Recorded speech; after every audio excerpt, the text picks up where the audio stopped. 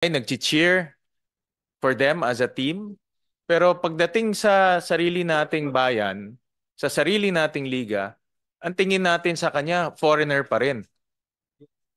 Parang hindi tugma at hindi tama.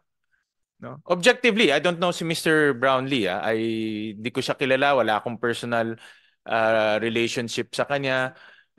But tinitignan ko lang yung pagiging tama. Dahil Pilipino siya eh. Hindi na siya kailangan gawan pa ng separate category dahil Pilipino siya by virtue of itong legislative naturalization process.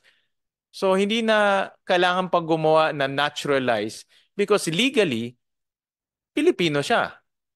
At rinepresent niya yung ating bansa sa mga liga na pinapanood natin lahat. So para sa akin hindi tama, no? Para sa akin hindi tama na